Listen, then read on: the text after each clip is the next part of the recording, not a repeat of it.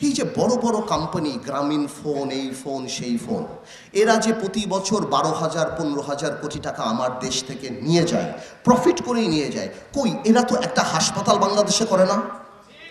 এখন সময় আসছে দেশের পক্ষে দাঁড়ানোর।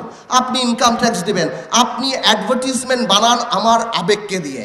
21শে ফেব্রুয়ারিতে আপনি অ্যাড বানান, 16ই ডিসেম্বর আপনি অ্যাড বানান, মা দিবসে আপনি অ্যাড বানান, এমন কোনো আমার আবেগ নাই যাকে ছুঁয়ে আপনি অ্যাড বানান না। কিন্তু আমার যখন ন্যাশনাল ক্রাইসিস হয়, আমার যখন কোভিড হয়, আমার যখন বন্যা হয়, তখন আপনি কই থাকেন? আমি তো আপনাকে দেখি না।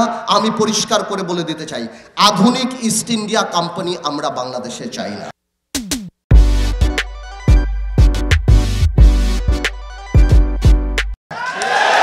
সংবিধানে আপনারা বিদেশ থেকে আসেন, আপনারা ব্যবসা করেন, we don't mind, it's open country, it's open market, you can come and do business here. কিন্তু আমাদের সংবিধানে এই CSR প্রভিশন থাকা উচিত। বিদেশি কোম্পানি যারা বাংলাদেশে এসে কোটি কোটি টাকা, হাজার হাজার কোটি টাকা নিয়ে যায়, একটা পার্সেন্টেজ, যেই পার্সেন্টেজ হোক, 2%, 3%, 5%, গ্রামীণ 10,000 কোটি টাকা নিয়ে যায়, সেটা 5% হলো 500 কোটি টাকা গ্রামীণের প্রতি বছর বাংলাদেশে ইনভেস্ট করতে হবে।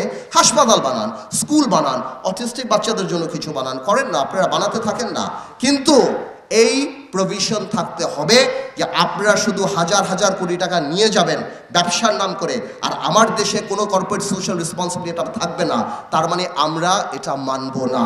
আমি চাই সংবিধানে এটা থাকবে, এবং আপনারা বড় কোম্পানি ব্যবসা করেন, ব্যবসা করে টাকা নিয়ে যান বিদেশে, অসুবিধা নাই, কিন্তু ওই টাকা যে নিয়ে যান কমপক্ষে রাবার ব্যান্ডগুলি আমাদের দেশে রেখে যান, কমপক্ষে আমরা জানি উপকৃত হই।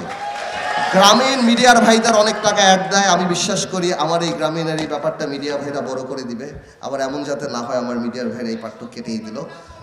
সো আমি চাই এই জিনিসটা জানি বাংলাদেশের মানুষ উপলব্ধি করে, এবং এই জিনিসটা জানি গ্রামীণ ফোন উপলব্ধি করে। শুধু গ্রামীণ বললে ঠিক হবে না, আরও কোম্পানি আছে, BTC আছে, আরও অনেকে আছে।